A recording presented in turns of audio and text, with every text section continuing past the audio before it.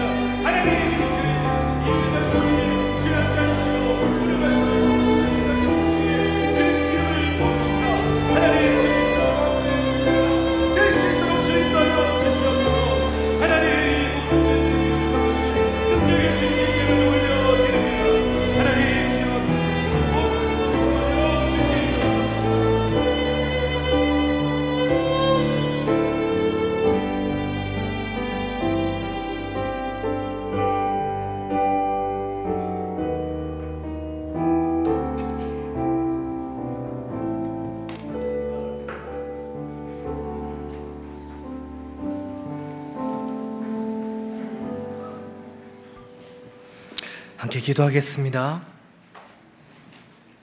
살아계신 하나님 아버지, 너무나 감사합니다.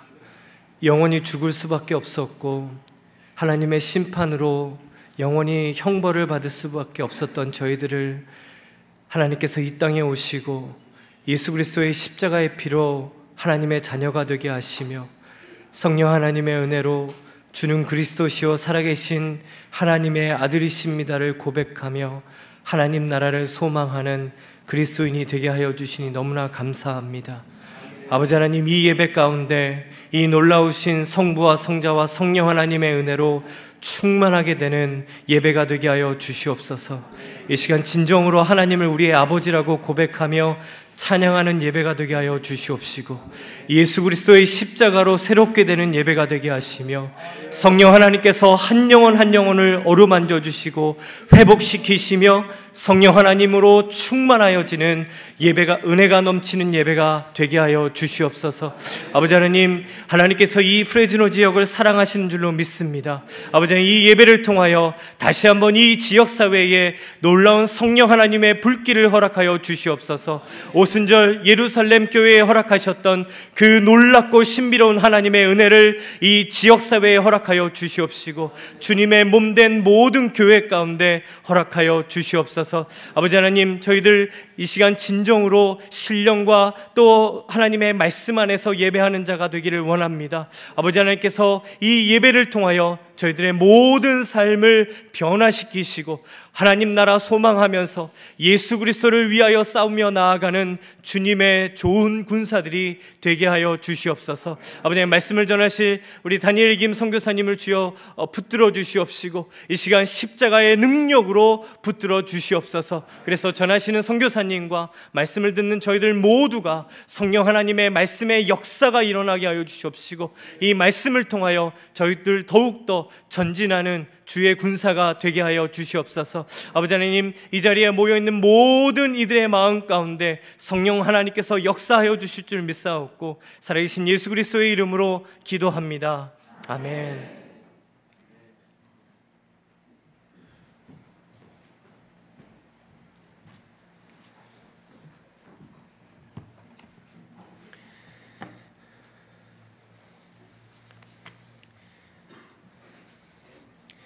오늘 우리에게 주신 하나님 말씀 함께 펼쳐주시면 감사하겠습니다. 사무엘상 17장 25절에서 27절 말씀을 먼저 한 목소리로 합독하고 이어서 32절부터 37절까지 말씀을 교독해 내려가도록 하겠습니다. 25절부터 27절 말씀 한 목소리로 다 같이 읽겠습니다. 시작. 이스라엘 사람들이 이르되 너희가 이 올라온 사람을 보았느냐? 참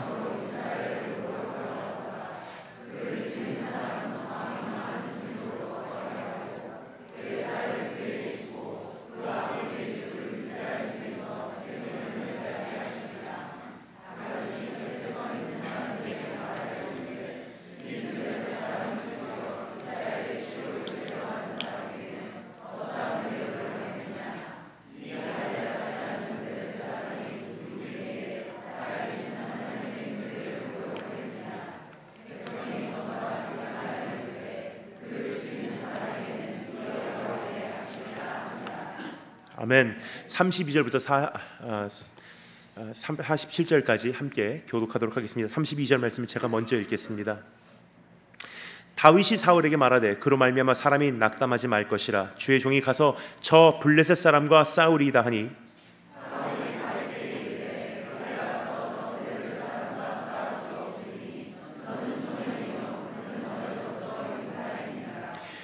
다윗이 사울에게 말하되 주의 종이 아버지의 양을 지킬 때 사자나 곰이 와서 양떼에서 새끼를 물어가면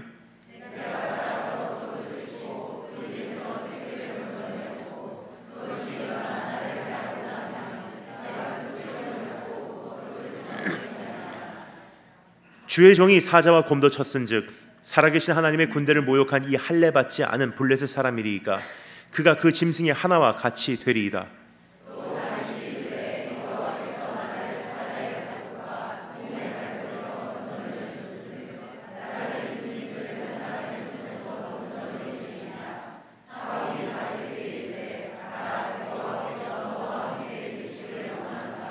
이에 사울이 자기 군복을 다윗에게 입히고 노투구를 그의 머리에 씌우고 또 그에게 갑옷을 입히매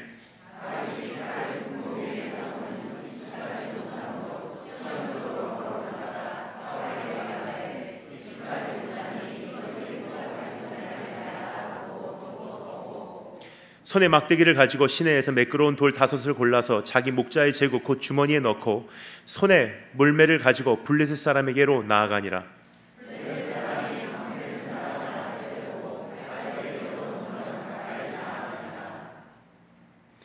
그 블레셋 사람이 둘러보다가 다윗을 보고 업신 여기니 이는 그가 젊고 붉고 용모가 아름다움이라.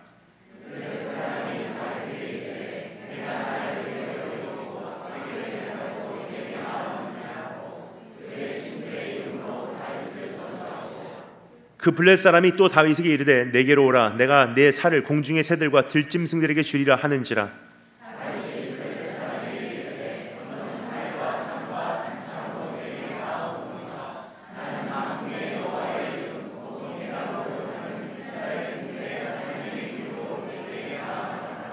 오늘 여호와께서 너를 내 손에 넘기시리니 내가 너를 쳐서 내 목을 베고 블레셋 군대의 시체를 오늘 공중의 새와 땅의 들짐승에게 주어 온 땅으로 이스라엘의 하나님이 계신 줄 알게 하겠고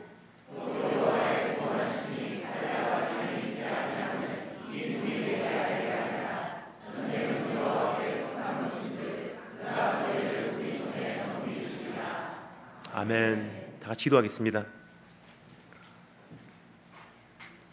만군의 여호와여, 주의 장막이 어찌 그리 사랑스러운지요. 나의 왕 나의 하나님, 만군의 여호와여, 주의 제단에서 참새도 제 집을 얻고 제비도 새끼들 보금자리를 얻었나이다.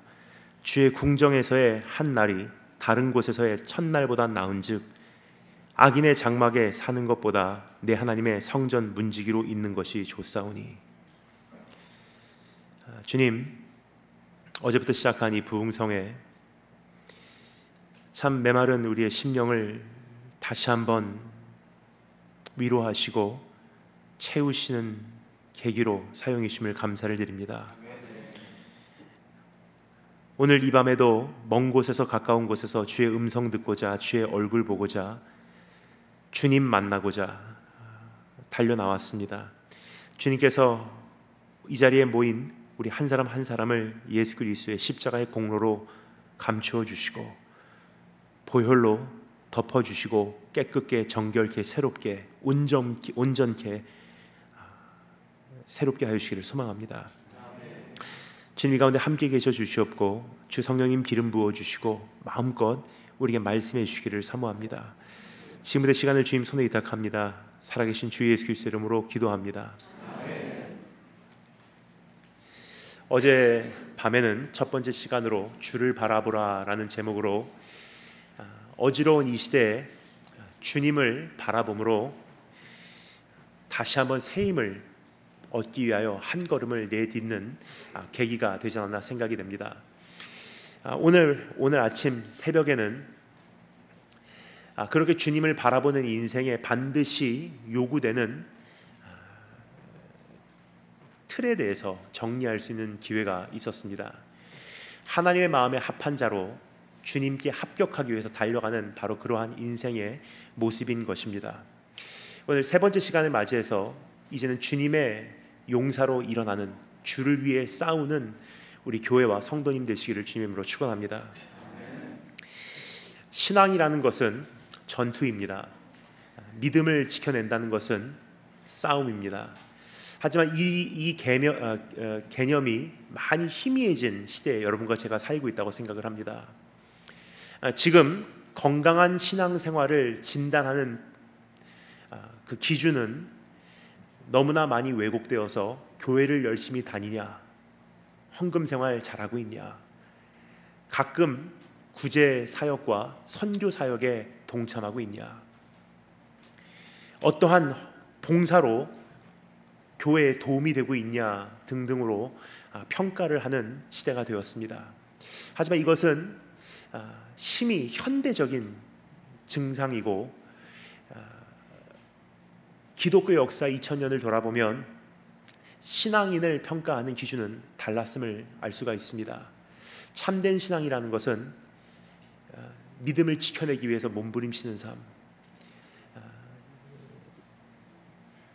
십자가 지고 끝까지 달려낼 수 있도록 세상과 전투를 겨루는 삶을 성경에서 우리에게 요구하고 있는 것을 알 수가 있습니다. 그래서 우리 주님께서도 뭐라고 말씀하시죠? 행복하게 즐겁게 기독교 종교 생활하다가 언젠가 죽으면 천국 와라? 아니에요. 뭐라고 말씀하셨습니까? 하나님의 나라는 쟁취한 자들의 것, 침노하는 자들의 것이라고 성경은 이야기하고 있습니다. 그렇습니다, 여러분. 오늘 다시 한번 우리의 잠시 쉬고 있었던 믿음의 전투를 또다시 싸우러 일어나야 할 때가 되지 않나 생각이 됩니다. 그러한 주님의 음성을 듣기 위해서 오늘 이 말씀을 우리가 함께 귀를 기울여 보겠는데 가장 적합한 말씀이 아닌가 생각이 됩니다. 13살, 많아서 14살 정도 된 양치기 어린 소년이 거대한 그 원수를 쓰러뜨리는 장면이기 때문입니다. 우리가 너무나 잘 아는 다윗과 골리앗의 이야기이죠. 근데 여기서 우리가 오늘 꼭 묻기를 원하는 질문이 있습니다. 모두들 두려워 도망하고자 할 때 무엇이 그 어린 소년을 용감하게 하였는가라는 질문입니다. 모두들 포기하고 낭망할 때 무엇이 그 소년을 통해 역사를 이루게 하였는가라는 질문입니다. 다윗이 군사 교육을 받았다는 기록은 성경 어디에도 없습니다. 그렇다고 해서 체구가 골리앗만큼 거대한 사람도 아니었습니다. 골리앗이라는 거인은 지금으로 말하면 키가 2m 70cm. It's over what? Maybe 7 feet? 7'2". 2m 70cm 정도가 되는 신장이라고 생각하시면 정확합니다. 돌연변입니다. He was a mutant. 그럼에도 불구하고 다윗이 골리앗을 쓰러뜨릴 수 있었던 이유가 무엇인가라는 질문을 드리고 있는 것입니다. 우리가 살고 있는 시대 바로 그러한 상황이 아닌가 싶습니다. 많은 분들이 시대를 바라보고 세상을 바라보고 포기하고 있습니다. 지금 우리가 하는 사역의 한계를 만나고 낭망하고 좌절하고 있습니다. 아무리 해도 청년들의 마음을 잡지 못하고, 아무리 해도 우리 자녀들에게 믿음 안길 주지 못하고, 물밀듯 빠져나가는 우리 다음 세대의 발걸음을 우리가 어떻게 해서라도 붙잡지 못하는 그 한계를 맞이한 시대입니다. 저는 기억납니다. 약 13년 전에 목사 안수를 받고 선교지로 파송이 되었습니다. 중국에 자리를 잡고 선교 사역을 하던 중에 한국에서 연락이 왔습니다. 여름에 한 달, 겨울에 한 달만큼은 대한민국에 돌아오셔서 우리 청소년 청년들에게 하나님 말씀을 전해달라는 부탁입니다. 그래서 하나님께 1년에 딱 2차례는 집중적으로 우리 청소년들을 위해서 바치겠습니다 약속을 하고요. 여름에 한 달, 겨울에 한 달 청소년 캠프에서, 청년 캠프에서 말씀을 전하기 시작했습니다. 그때만 해도 대한민국 안에 대형 캠프들, 중형 캠프들, 소형 캠프들이 있었습니다. 그러니까 대한민국 각 처에서 여러 캠프들이 개최되고 있었습니다. 대형 캠프를 기준으로 한번 생각해 보겠습니다. 2박 3일씩 진행이 됩니다. 그래서 월화수 한 차수, 그리고 목금토 또 한 차수, 주일 지내고 스태프들이 복귀를 하면 또 월화수 한 차수, 목금토 또 한 차수, 그렇게 해서 8차수를 4주간에 연이어서 진행을 하게 됩니다. 그 당시만 해도요, 대형 캠프 한 기수당 청소년들의 참여 숫자가, 청년들의 참가 숫자가 2,300명 접수 마감, 2,300명 접수 마감, 그렇게 8번을 개최를 했었어요. 그런데 가장 먼저 구제역이라고 하는 것으로 막을 열더군요. 이것을 어떻게 뒤에서 번역을 하실지 정말 죄송합니다. 구제역이라는 단어를 제가 피하고 싶었는데 저도 모르는 단어입니다. Anyways, it's some kind of contagious disease that came from Indonesia. 인도네시아에서 넘어온 구제역이라는 전염병으로 이제 시작을 하죠. 그때 교회들이 이렇게 말했습니다. 나라의 분위기가 어선하니까 일단은 우리가 교회에서 모이고 내년쯤 돼서 우리 아이들 캠프로 보냅시다. 구제역이 어느 정도 정리가 될 줄 알았어요. 근데 구제역이 끝날 때쯤 되니까 어떻게 되죠? 신종플루, 메르스, 지카 바이러스, 에볼라, 콜레라, 그러던 와중에 천안함 사고가 터져요. 그러면서 또 교회들이 이렇게 말합니다.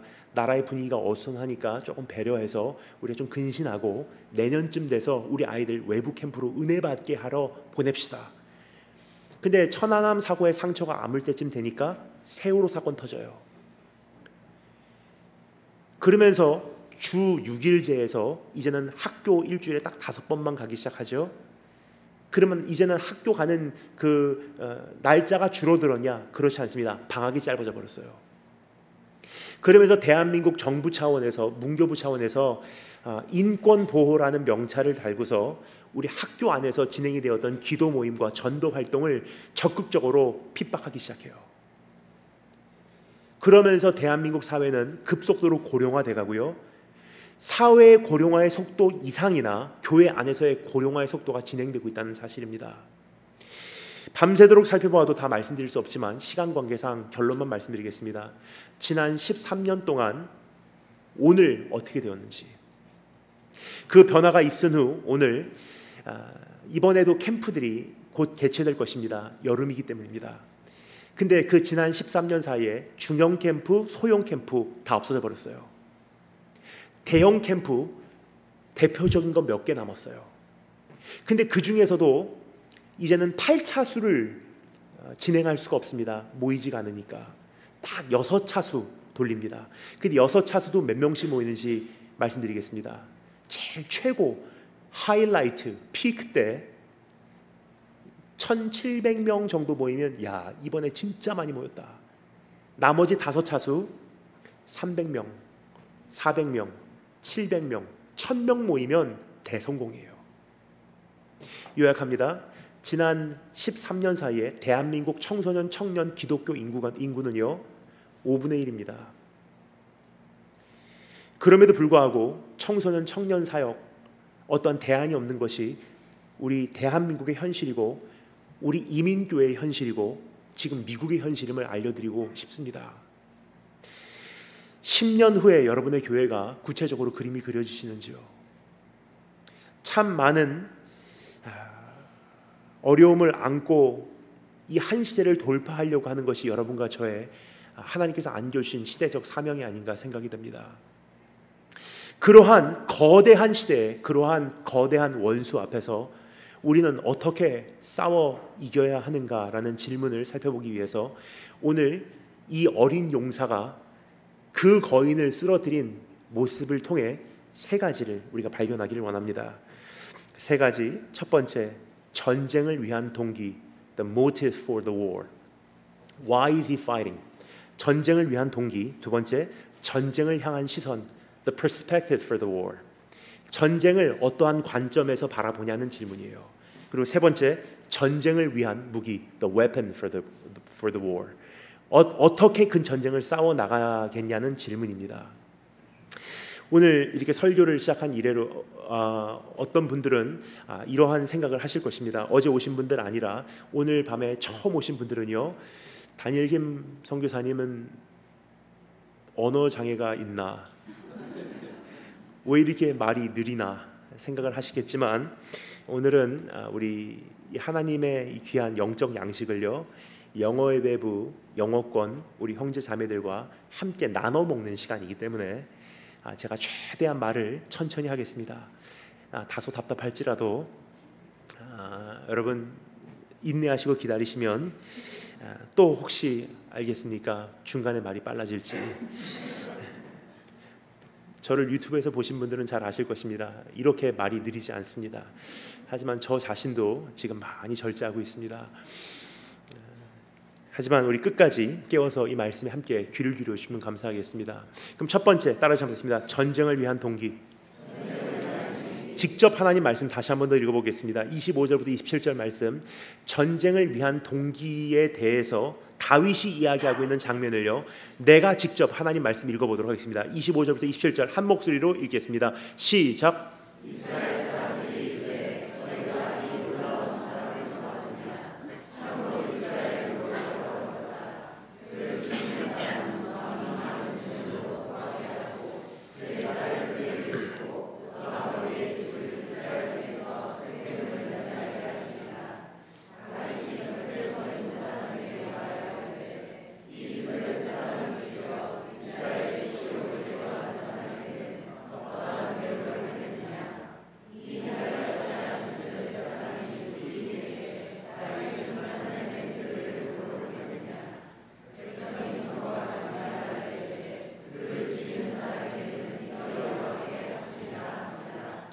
아멘.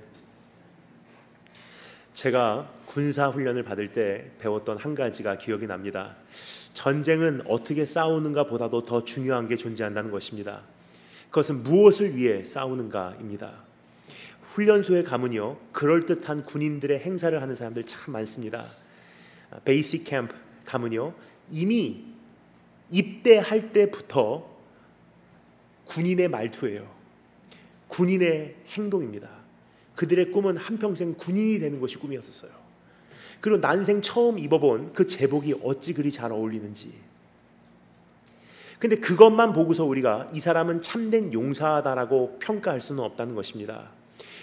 참된 용사를 평가하는 기준은요, 훈련소에서 정해지는 것이 아니라 실전에서, 전쟁터에서 정해진다는 것입니다. 전쟁터에 참전하는 순간 머리 위로 총알이 날아다닙니다. 옆에서 폭탄이 터집니다. 몸의 부위가 찢어져서 사방으로 튑니다. 코에 진동하는 그 매운 화약 냄새, 사방에서 살려달라고 부르는 친구들, 동료들의 비명소리, 피비린내 나는, 피 범벅되는 그 현장에서 사람은 이와 같은 질문을 할 수밖에 없다는 것입니다. 내가 여기까지 하면서 이 전쟁을 싸울 필요가 있는가라는 질문이에요. 그 전까지는요, 그럴듯한 군인인 척 할 수 있고요, 그럴듯한 말투로 이야기할 수 있고요, 그럴듯한 옷차림은 할 수 있어요. 근데 그 사람의 참된 정체는요, 전쟁의 강도가 높아지고 치열함의 강도가 높아지고 잔인함의 강도가 높아지면요, 그 정체가 드러납니다. 이제까지의 시대는 우리가 지난 한 6, 70년 정도 대한민국이 어느 정도의 영적 축복을 누렸어요. 미국도 마찬가지입니다. 크리스찬으로서 살만한 세상이었어요. 이러한 세상에서는요, 훌륭한 크리스찬인 척 할 수 있었고요, 그러한 말투가 나에게는 도움이 됐고요, 그러한 교회들이 있었기 때문에 내가 행복하게 살 수 있는 것에 도움이 됐습니다. 근데 여러분, 이제부터의 시대는 다름을 먼저 말씀을 드리고 싶습니다. 가면 갈수록 이제부터 정말 만만치 않은 전쟁이 치열하게 벌어질 것입니다. 예수 믿기 때문에 더 많은 것을 내려놔야 될 때가 되고요, 예수 믿기 때문에 이제 더 많은 것을 포기해야만 하고요, 예수 믿기 때문에 이제 우리가 나아가고자 하는 길은 점점 좁아진다는 사실이에요. 어제도 기도하기 전에 잠시 말씀을 드렸지만, 금년에 들자마자 대한민국 정부에서 수많은 그 기독교 재단 대학으로 공문을 띄웠습니다. 이제는 더 이상 기독교 색깔 띄지 말라는 경고장이었어요. 여러분, 이것은 빙산의 일각입니다. It's only a small portion that's sticking out from the water. 진짜 문제는요, 지금 수면 아래 잠재되고 있다는 것입니다.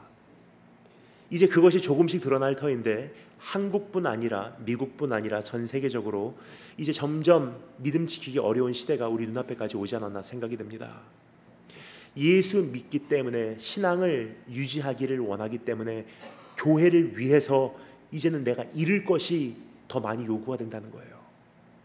그래서 전쟁이 치열해지기 전에 우리가 반드시 한 가지 내 자신을 진단하고 검토하고 결단하기를 원하는 것이 있습니다. 나는 무엇을 위해서 이 전쟁을 싸우려고 하는가?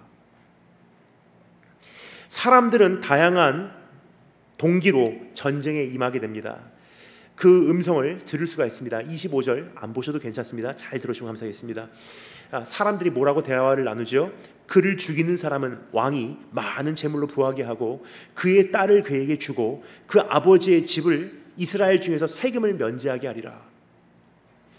전쟁터에서 사람들이 나누는 대화 내용이에요. 부와 명예와 혜택에 대해서 대화를 나누고 있어요.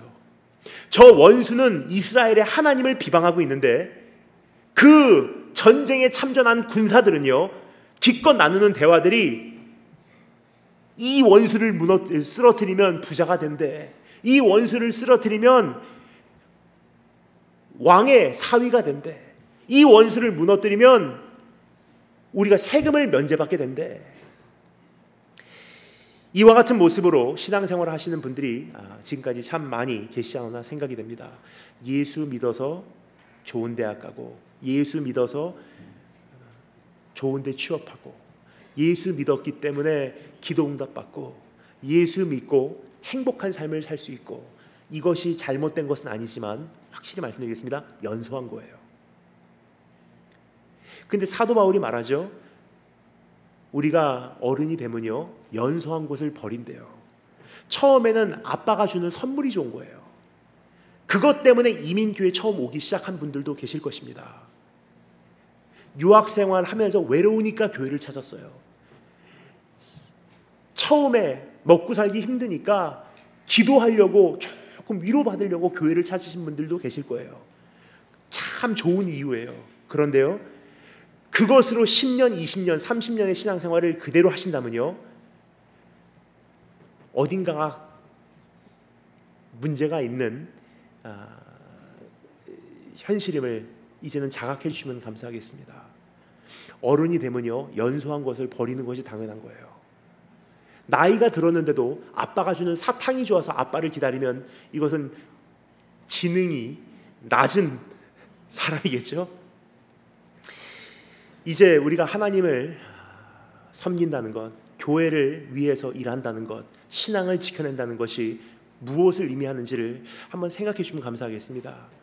주일 예배 드리고 교회에 헌금하고 교회에서 봉사하는 이유는요, 이거 이렇게 해서 복 받기 위함이 아니에요.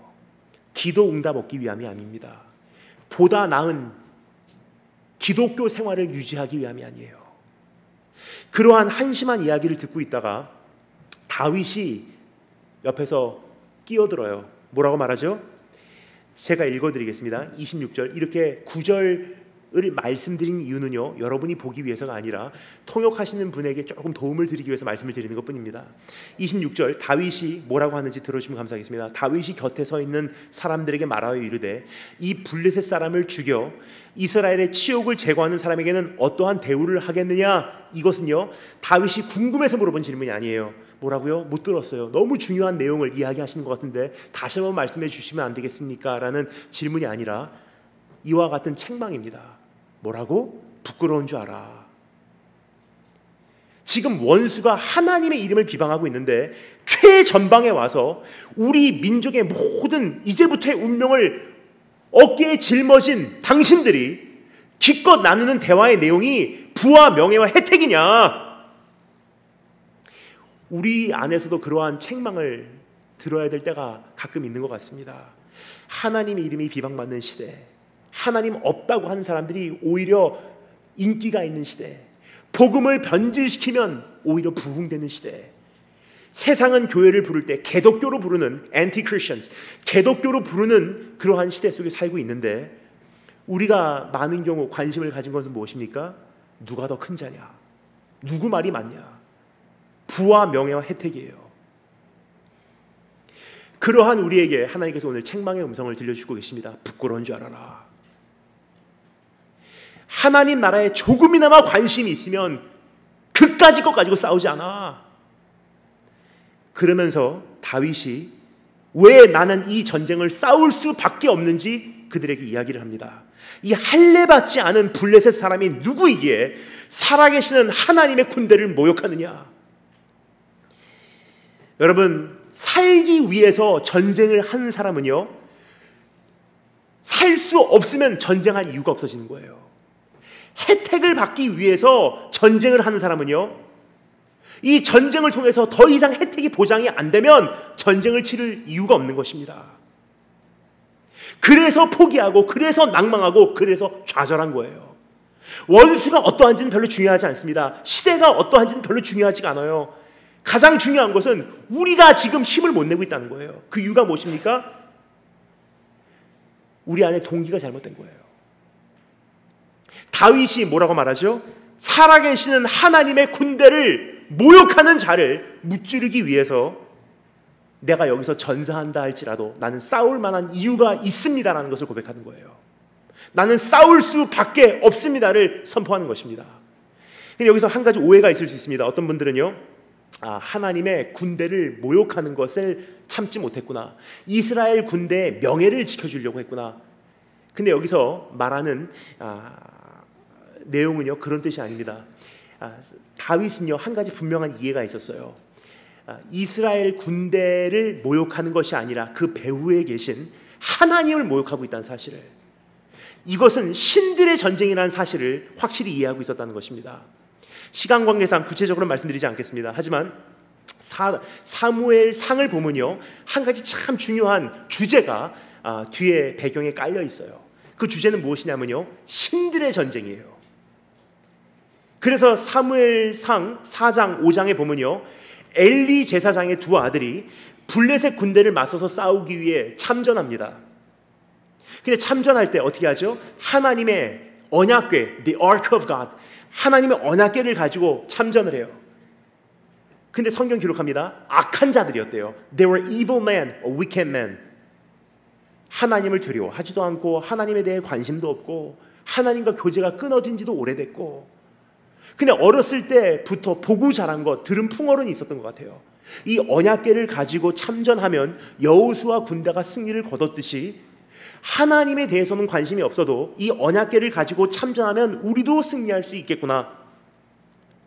하나님을 이용한 사람들이에요. 근데 그런 분들이요, 가끔 교회에 계십니다. 하나님과 교제도 없고 주님의 영광엔 관심도 없고 주님의 얼굴을 잃어버린 지도 오래됐고 주님의 사랑을 마음 깊이 경험해 본 적도 없는데 이 언약만 잘 활용하면은 복이 있을 거야. 11조 잘 내면 사업 축복해 주실 거야. 새벽기도 잘 지키면 내 건강 책임지실 거야. 이 봉사 열심히 하면 내 자녀 책임지실 거야. 여러분, 이것은요, 하나님을 섬기는 것이 아니라 나를 위해서 하나님을 이용하는 것뿐이에요. 근데 어떻게 됐죠? 결국 그 두 아들은요, 전쟁에서 죽임을 당합니다. 그리고 언약궤가 블레셋에게 탈취를 당해요.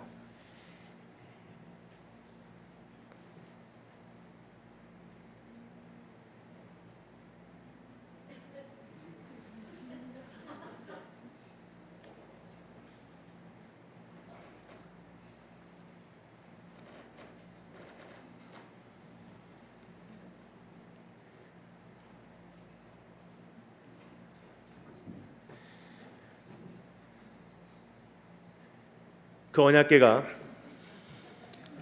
결국 블레셋에게 탈취를 당합니다.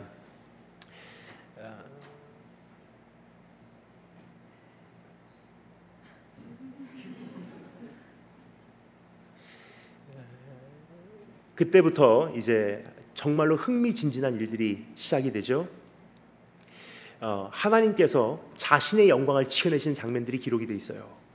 예를 들어서 사무엘상 5장에 보면요, 그 탈취해간 언약궤를 블레셋의 가장 위대한 신상 아이로, 신상의 발밑에 배치를 해뒀는데요, 어떠한 일이 있었는지 잘 들으시면 감사하겠습니다. 통역하시는 분을 위해서 제가 구절을 말씀드리겠습니다. 사무엘상 5장 4절입니다. 지금 찾고 계신 것 같아요.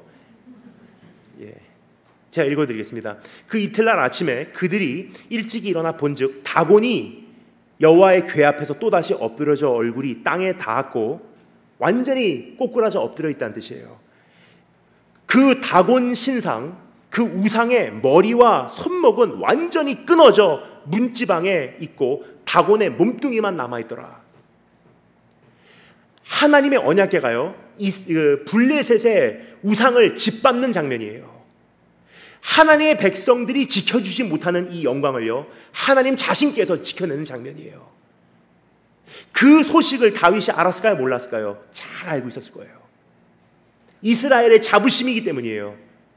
그리고 지금 다윗이 이야기합니다. 이 영적 전쟁이 펼쳐지고 있는 거 너희나 모르냐? 신들의 콘테스트가 진행 중인 거 너희들 모르냐? 하나님의 영광이 걸려 있는데 너희들 지금 나누는 대화의 내용을 한번 들어봐라. 이스라엘 군대가 대표하고 있는 하나님의 영광이 걸려 있는데 너희들이 지금 나누는 대화의 내용을 직접 한번 들어봐라.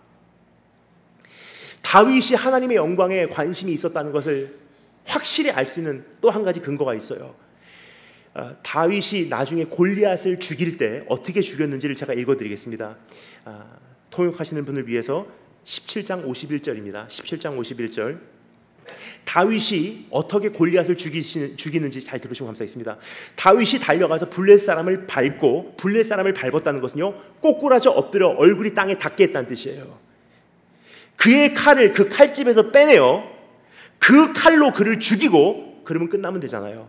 근데 거기서 한 걸음을 더 나가서 이렇게 사형을 집행을 합니다. 그 칼로 그 머리를 베니 머리를 절단시켰다는 뜻이에요. 골리앗의 몸뚱이만 남게 된 거예요. 블레셋 사람들이 자기 용사의 죽음을 보고 도망하는지라. 골리앗의 죽음은요, 그가 섬기고 있었던, 그가 대표하고 있었던 다곤 신상의 멸망과 똑같아요. 즉 다윗은 한 가지 분명히 이해하고 있었어요. 이것은 이스라엘 군대와 블레셋 군대의 전쟁이 아니라 그 배후에 있는 신들의 영광이 걸린 전쟁이라는 사실을. 그렇습니다. 다윗이 싸울 수밖에 없었던 한 가지 동기, 생명을 여기서 잃는다 할지라도, 여기서 패배한다 할지라도 나는 싸울 수밖에 없는 이유가 한 가지 있습니다. 무엇을 위해서? 하나님 영광 위해서. 그래서 오늘 이 시간 우리가 이 치열한 전쟁을 싸울 수 있는 한 가지 동기를 소유하기를 원하는데, 그것은요, 교회 부흥도 아니에요. 내 사역도 아니고요, 어떠한 훌륭한 사역, 어떠한 훌륭한 열매를 얻기 위해서도 아닙니다. 오늘 이 시간 하나님 앞에서 한 가지 우리가 공유하기를 원하는 건, 이제 우리가 싸울 수 있고 또 그것을 위해서 생명도 아깝지 않게 내려놓을 수 있는 한 가지 유일한 동기는요, 하나님의 영광이 걸려있기 때문이에요. 우리 신앙의 선조들을 통해서 얼마나 많은 영적 축복들을 받아왔습니까? 이것을 잘 우리가 유지해서 또 다음 세대로 넘겨야 되지 않겠습니까? 근데 우리 세대 안에서 개독교라는 말들이 형성이 되기 시작했어요. 그럼 이것을 어느 정도 만회를 해놓고 교회를 안겨주고 가야지, 다 망쳐놓고 자녀들에게 너희들 믿음 잘 지켜라 하고 갈 수는 없지 않습니까?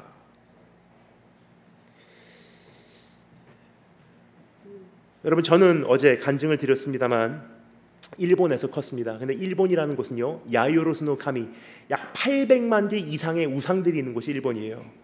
그리고 한 사람이 태어나서 한 평생을 살면서 예수 그리스도의 이름을 한 번도 못 듣고 죽는 사람들이 태반이에요. 크리스마스가 심지어 산타크로스 생일인 줄 알고 있는 사람들도 굉장히 많습니다. 근데 제가 예수님 처음 만나고 나서 주님 앞에 고백한 약속이 있어요.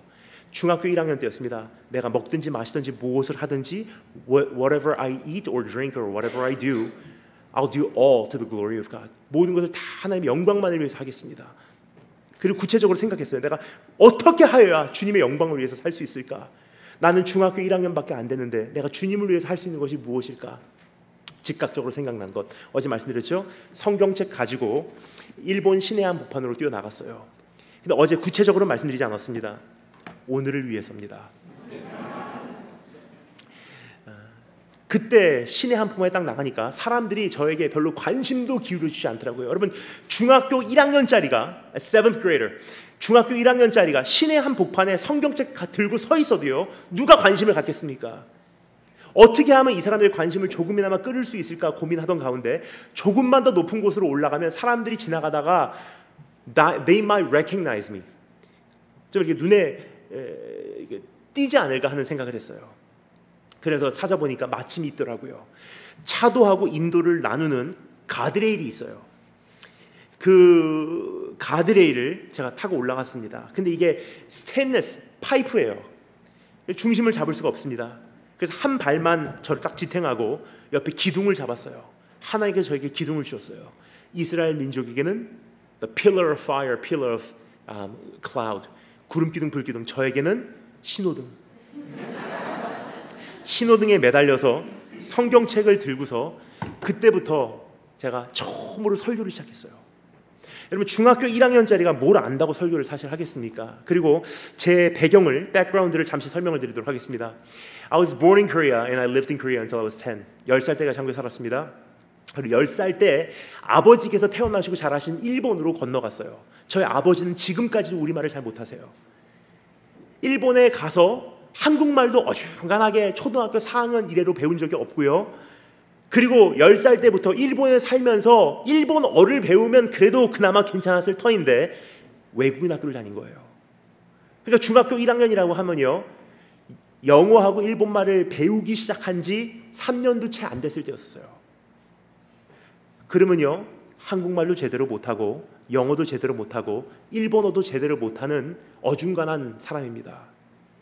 그런 제가 중학교 1학년짜리가 또 뭘 안다고 길거리 한복판에 서서 설교를 하겠습니까? 근데 정말로 주님의 영광 그 이름에 담겨 있기에 주님의 이름을 한 번씩은 그분들에게 들려주고 싶은 심정으로 이제 가드레일에 올라가서 신호등에 매달려서 처음으로 설교를 했어요. 처음으로 외쳤던 설교는 이런 내용이었습니다. 한번 들어보실래요? 예수 그리스도, 예수 그리스도, 예수 그리스도, 예수 그리스도, 예수 그리스도, 예수 그리스도. 이것만 2시간 외쳤어요. 지나가는 사람들이 혹시나 예수 그리스도, 예수 그리스도, 예수 그리스도, 신호등에서 보행자 신호 바뀔 때까지 기다리는 사람들이 예수 그리스도, 예수 그리스도, 예수 그리스도 듣고 집에 가서 예수 그리스도가 도대체 누군지 궁금해서 찾아보기라도 하라고. 그렇게 시작한 노방전도 고3까지. 그런데 학교에 소문이 퍼져요. 얘는 예수쟁이다. 그러고 나니까 그때부터 적극적으로 저를요, 현미경 밑에다가 두고서 분석하기 시작해요. 저희 학교는 어제도 말씀드렸지만 없는 종교가 거의 없습니다. 온 세계에서 학생들이 왔기 때문에 이슬람, 힌두교, 불교, 유대교, 신토교, 남녀호랭교교, 오무진리교, 별의별 종교 다 있었어요. 그 친구들이 크리스찬인 저를요, 현미경 밑에다가 두고서 분석하기 시작해요. 그러니까 학교 갈 때는 굉장히 부담이 되는 거예요. 왜요? 그들이 예수님에 대해서 접할 수 있는 기회가 하나도 없지만 나라는 통로를 통해서 주님을 유일하게 알 수 있기 때문이에요. 그러니까 내가 어떻게 사냐에 따라서 친구들이 예수님 만나냐 못 만나냐가 여기서 정해져요. 학교 갈 때 그 멍에를 짊어지고 가니라 사실 쉽지가 않았어요. 학교 가면서 계속 잠언서를 읽어요. 그날에 어떻게 살아야 할지 지혜가 필요하기 때문이에요. 조금 잘못하면요, 하나님 영광 가리거든요. 잠언서에서 즉각적으로 받을 수 있는 적용의 말씀들. 오늘은 말을 많이 하지 말아라. 약속을 지켜라. 아첨하지 말아라. 아멘, 아멘. 하루에 한 장씩 거의 외우다시피 하면서 1시간 반 전철을 타고 학교로 갑니다. 그렇게 잠언서를 하루에 한 장씩 읽으면요, 31장인지라 한 달이면 1독을 해요. 고등학교 졸업할 때 돌아보니까 잠언서를 70독을 했더라고요. 그렇게 학교 가면 이제 친구들하고 생활하는 가운데 긴장 상태예요. 말투, 행동, 옷차림, 너무 촌스러워도 안 되고 너무 화려해도 안 되고, 그 당시 처음으로 유행하기 시작했던 바지, baggy pants. Carl Caney라고 하는 브랜드에서 엉덩이 다 보이는 바지들을 만들어내기 시작했어요. 학교에 그것을 다 입고 다니는데요, 저도 청소년인데 왜 그거 입고 싶지 않았겠습니까? 근데 저거 입으면 하나님 영광 가리게 생긴 거예요. 왜 그렇죠? 한 부류의 사람들만 그거를 입지 선생님들은 싫어했거든요. 그럼 내가 그 바지를 입으면 이쪽 부류의 친구들에게는 갈 수 있는데 선생님들과 다른 부류의 학생들에게는 복음을 전할 수가 없어요. 여러분, 항상 제가 생각했던 것은요, I have to stay as the lowest common denominator. 최소 공배수로 내 모습을 언제나 유지하지 않으면 복음의 영향력이 나에게 편협될 가능성이 있다는 거예요. 그래서 어떻게 하면 옷차림을 우등생들에게도 갈 수 있고 공부 안 하는 애들에게도 다가갈 수 있고, 어떠한 말투를 해야 될 것이고 어떠한 행동을 해야 될 것이고, 지각하냐, 시간 지키냐 안 지키냐, 결석하냐 안 하냐, 선생님들한테 평판이 어떠냐, 운동 잘하냐, 친구들이요 저를 다 지켜보고 있어요. 그러다가 제가 그들의 어떠한 기준에 조금 미달되잖아요. 마치 기다렸다는 듯이 그들이 저에게 와서요, 제가 무슨 말을 가장 듣기 싫어하는지 잘 알고 있는 그 친구들은 저에게 딱 한마디를 해요. 너 같은 것 때문에 교회 안 가는 거야. 그러면요, 저는요 부들부들 떨면서 집으로 와요. 침대 앞에 꼬꾸라져 엎드려 기도합니다. 하나님, 정말 죄송합니다. 내가 못 살아서 저 사람들이 예수님을 만날 수 있는 유일한 통로가 차단이 되어버렸습니다. 최근에 그런 기도를 다시 하게 되더라고요. 시편 71편 17절 18절 말씀이, 시편 71편 17절 18절 말씀이 제 한평생의 기도예요. 어디 가면 이렇게 자주 물어보십니다. 다니엘 목사님, 기도 제목이 있으면 공유해 주시면 감사하겠습니다. 사역을 위한 기도, 건강을 위한 기도, 혹은 결혼을 위한 기도 아니에요. 제가 자나깨나 하는 기도 딱 하나예요. 시편 71편 17절 18절 말씀.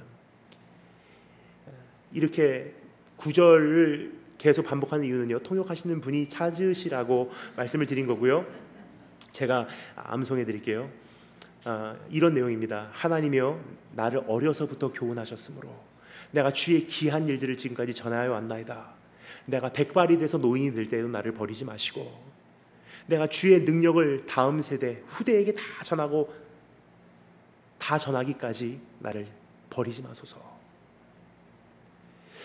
그렇게 하나님 영광 위에서 살아왔던 건 지금도 그렇게 달려가고 있어요. 근데 돌아보잖아요. 솔직히 말씀드릴게요. 저도 젊은이고, 저도 남자고, 저도 사람인데 하고 싶은 게 왜 없겠습니까? 만나고 싶은 사람도 있고, 먹고 싶은 것도 있고, 가고 싶은 것도 있고, 누리고 싶은 것도 있어요.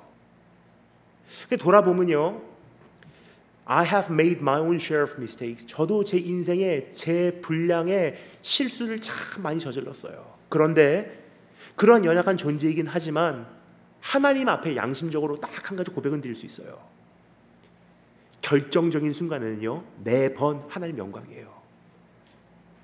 그래서 하나님 영광 때문에 못 먹은 거 진짜 많고요, 하나님 영광 때문에 못 간 데 진짜 많고요, 하나님 영광 때문에 가면 갈수록 더 외로워지더라고요. 다 만나서는 말씀 전할 수 없고요, 다 만나서는 끝까지 순결하게 갈 수가 없기 때문에. 여러분, 주님 영광 위해서 살고 계십니까? 아니면 행복하기 위해서 신앙생활하고 계십니까? 주님의 영광 아니고 다른 목적으로 신앙생활하고 계시다면요, 이것은 이미 expiration date, 만료일이 정해진 신앙생활이에요. 오늘 어떻게 싸우는가를 연구하시는 교회가 아니라, 어떻게 싸울까를 연구하시는 우리 부모님들이 아니라, 이제는 무엇을 위해서 이 신앙 전투를 내가 생명 걸고 싸워야만 하는가를 다시 한번 생각하시고 가슴에 되새기시는 축복이 있으시기를 주님의 이름으로 축원합니다. 두 번째, 따라 점사했습니다. 전쟁을 향한 시선. 예, 점점 목소리가 작아집니다. 처음에는 이 말씀이 어떠한 내용인지 모르니까 전쟁을 위한 동기 했다가 점점 말씀이 무거워지니까 전쟁을 향한 시선. 다 같이 읽겠습니다. 32절부터 37절 말씀 한 목소리로 읽겠습니다. 32부터 37 한 목소리로 읽겠습니다. 시작.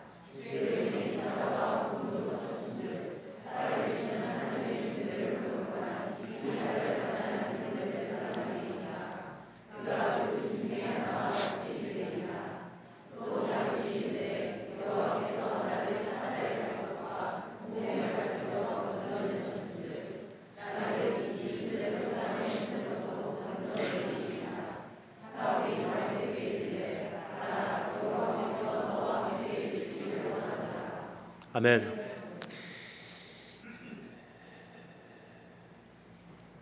첫 번째 우리가 살펴본 것은 전쟁을 위한 동기, 두 번째 우리가 살펴보기를 원하는 것은 전쟁을 향한 시선입니다. 사실 여러분, 전쟁을 어떻게 분석하고 이해하는지에 따라서 그 전쟁 앞에서 움츠리고 도망갈 수 있고요, 혹은 어떤 이들은 전쟁을 향하 바라보는 시선이 달라서 원수를 맞서서 일어설 수 있는 차이가 있는 것입니다. 전쟁을 어떻게 바라보냐가 참 중요해요. 근데 이 말씀에 보면요, 먼저 사울 왕이 전쟁을 어떻게 바라보는지가 기록이 돼 있어요. 뭐라고 말하죠? 너하고 저 사람은 싸울 수는 없어. 저 사람은 어려서부터 용사고 너는 어린 아이기 때문이야. 이 전쟁은 싸워서는 안 되는 전쟁이야. 우리가 보통 일반적으로 이해하기로는요, 사울 왕이 굉장히 불신앙의 사람이라고 생각을 합니다. 근데 여러분, 저는 물론 그가 불신앙을 이야기한 것은 확실하지만 세상적으로 보면요, 맞는 말 한 거예요. 지금의 우리의 문제는요, 사울 왕의 시선도 못 쫓아가는 것이 오늘날의 교회의 문제라고 생각을 합니다. 사울 왕은요, 어떤 불신앙의 말이 아니라 세상적으로 분별해 보면요, 진짜로 맞는 말 한 거예요. 군사학에서 중요하게 여기는 것은 어떠한 전쟁을 싸우고 어떠한 전쟁을 싸우지 말아야 될지를 확실히 분별하는 거예요. 그러니까 유능한 용사는요, 유능한 장군은요, 어떤 전쟁은 내가 싸워야 하고 어떤 전쟁은 내가 꼬리를 내려야 되는지를 잘 분별하는 장군이에요. 그래서 주님께서도 말씀하셨던 거 여러분 기억하십니까? 망대를 짓고자 할 때 누가 그 망대가 준공하기까지 until you complete the construction of that tower, 그 망대가 준공이 완성될 때까지 어느 정도 비용이 예상되는지를 전혀 계산하지 않고 착공하는 자가 어디 있느냐? 내가 가지고 있는 10,000명의 troops, 10,000명의 군사를 데리고 저기서 쳐들어오는 20,000명을 칠 수 있는지 계산하지 않고 전쟁에 임하는 자가 어디 있느냐? 근데 오늘날의 교회의 현실이 어떤지를 말씀드리겠습니다. 세상을 우습게 보고 있어요. 땅끝까지 보내주시옵소서. 이 시대를 내가 바꾸겠나이다. 우리 교회에 부흥을 허락하여 주시옵소서. 그때마다 제 가슴이 철렁해요. 왠지 말씀드리겠습니다. 뭘 믿고 저런 말씀하실까? 세상 분석해 볼까요? 사울 왕이 사실은 진짜 유능한 용사예요. 어렸을 때부터 싸움꾼이잖아요. 그 한평생을 전쟁 치러온 그 사람의 입장에서는요, 이 말이 진짜 정답이에요. 이 전쟁은 싸워서는 안 돼. 유능한 장교의 한마디입니다. 근데 우리는 그것도 못하고 있다는 거예요. 내 원수를 향해서요, 오히려 과소평가하고 있어요. 교회가 세상을 변화시키겠습니다. 근데 정말로 물어보고 싶어요. 교회의 그러한 말투, 교회의 그러한 예배의 형태, 교회의 그러한 사상을 가지고 성도의 그러한 세상보다도 잘못된 성도의 됨됨이를 가지고 정말로 세상 바꿀 수 있는지 안 돼요. 세상 영화 기획사, 세상 영화 제작사 혹은 음악 기획사 같은 데서 한 청소년, 한 청년의 마음을 사로잡기 위해서 거기 투자되는 버젯, 거기 투자되는 비용이요, 수십억 달러예요. 그런데 우리 자녀들을 위해서 우리가 1년에 예산을 세우는 예산만 봐도요, 이미 여기서 전쟁을 싸워서는 안 된다는 결론이 나와야 돼요. 사실 이 분별을 못하니까 이러한 진단마저도 양심적으로 하지를 못하니까 문제가 어디서 발생하냐면요, 내가 있는 거 가지고 싸울 수 있다고 생각을 해요. 세상 흉내 내고 세상의 어떠한 모습을 우리가 받아들이고 어느 정도 세상에 우리가 맞게 가면은 교회가 아이들이 발 붙이겠지라고 착각을 해요. 그래서 이 뒤에 있는 이 오버헤드, 이 PPT도요, 옛날에는 그냥 딱 뒤에 블랙 스크린으로 띄워놨던 것을 미국에 있는 수많은 교회들이요, 이제는 애니메이티드 돌아가기 시작하고요, 이제는 이러한 라이트로 부족해서 스포트라이트 갖다 대고요. 질문입니다. 그거 모든 교회가 할 수 있냐는 질문이에요. 모든 교회가 그거를 해야 하냐는 질문이에요. 아니잖아요. 아무리 총동원해봤자 세상만큼 못 따라가요, 이제는. 그러면 이제는 우리가 결론을 얻어야 합니다. 하나님, 우리는 이 전쟁 싸울 수 없습니다. 그때부터 대책이 허락되는 거지. 이 전쟁을 내가 가진 거 가지고 싸울 수 있다고 생각하는 한 절대로 대책은 나오질 않아요. 그래서 진짜로 부흥을 원하신다면요, 진짜로 다음 세대를 원하신다면요, 한 가지 반드시 인정해야 될 것이 있어요. 역부족이라는 거. 이제 교회가 가진 자원으로는요, 우리 아이들 교회에 발붙이게 못합니다. 이제 세상이 얼마나 위대한지, 세상이 얼마나 거대한지, 세상이 얼마나 아름다운지, 세상이 얼마나 재밌는지, 세상이 얼마나 화려한지 부모인 내 자신이 제일 잘 알고 있지 않습니까? 나도 세상에서 완전히 모든 것을 정리하고 살아내지 못하는데 우리 자녀들이 이 시대에 살아낼 수 있다고 왜 생각을 하십니까? 절대로 불가능해요. 그런데 사울 왕의 관점에서 한 걸음 더 나가서 다윗의 음성을 한번 들어보도록 하겠습니다. 읽지는 않겠습니다. 하지만 34절부터 37절까지의 말씀의 내용을요, 한마디로 요약하겠습니다. 지난날 하나님께서 나를 지키셨습니다. 곰과 사자의 발톱에서 나를 보호하셨습니다. 저 원수가 곰이든 사자든 거인이든 관계없습니다. 지난날 지키신 하나님께서 나와 함께 하신다면 이번에도 지키실 것입니다. 한 가지 너무나 중요한 것을 전제로 하고 있어요. 뭐죠? 지난날 함께 하셨던 하나님께서 오늘도 나와 함께 하신다면 이라는 조건이에요. 무슨 뜻이냐면요, 지금까지 we've been asking all the wrong questions. 우리가 잘못된 질문 물어보고 있었다는 거예요. How to, 어떻게 하면 중고등부, 어떻게 하면 청년부, 어떻게 하면 할 수 있을까, 어떻게 하면 이 아이들에게 믿음을 줄 수 있을까를 how to를 생각했어요.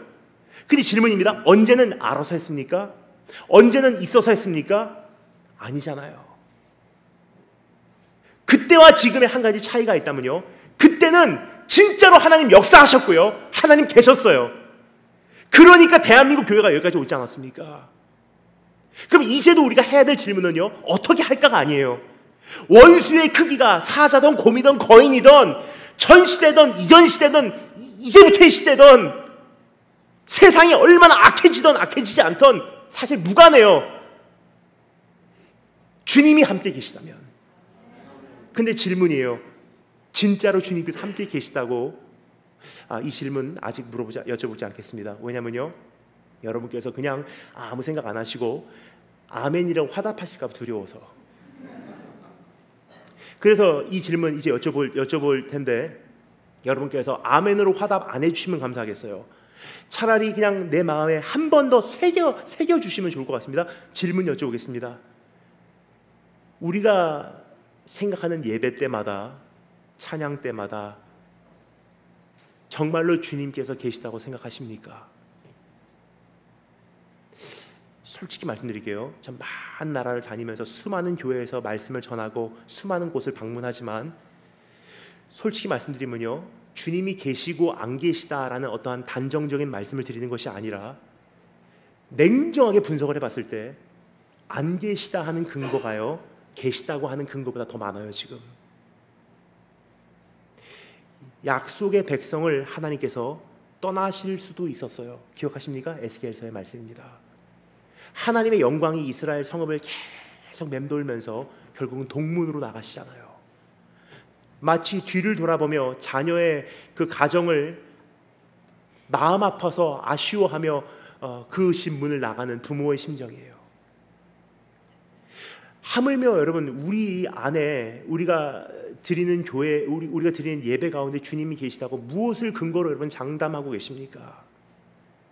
그러면 안 계시다고 하는 근거가 더 많다는 것을 한번 설명드리겠습니다. 정말로 예배 때마다, 찬양 때마다, 신앙생활 가운데 주님 계셨잖아요. 성도는 변화되게 돼 있어요. 성도는 세상에 나가서 세상을 뒤집어 놓게 돼 있어요.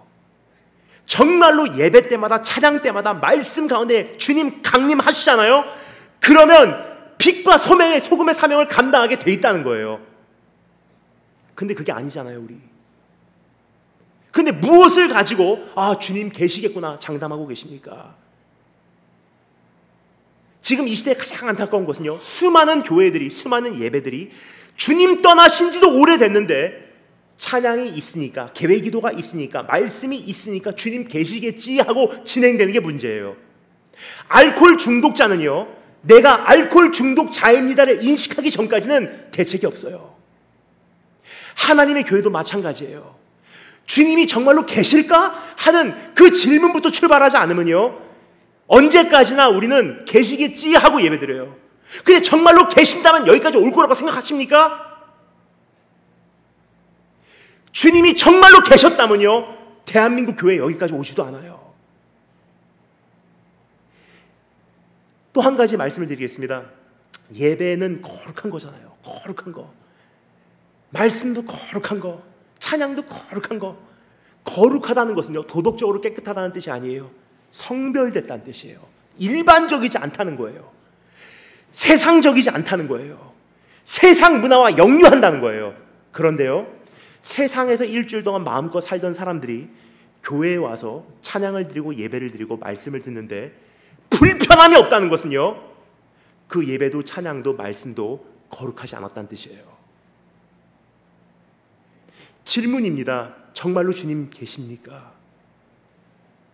정말 계시기를 원해요. 하지만 이제는 그것부터 확인해 나가야 돼요. 주님이 계셨다면요, 이 시대 별로 문제 아니에요.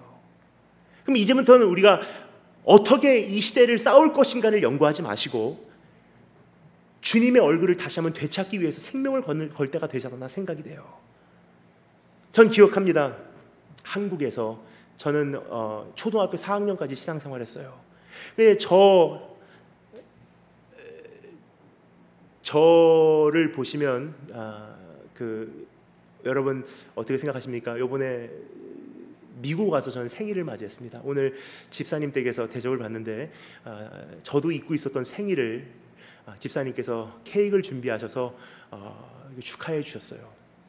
근데 제가 이제 제 자신을 돌아보면요, 하나님께 저에게 주신 한 가지 그 부르심이 있어요. 그것이 무엇이냐면 전 세대와 다음 세대를 잇는 다리 역할이라는 거예요. 지금 이 안에 보면요, there's many different generations.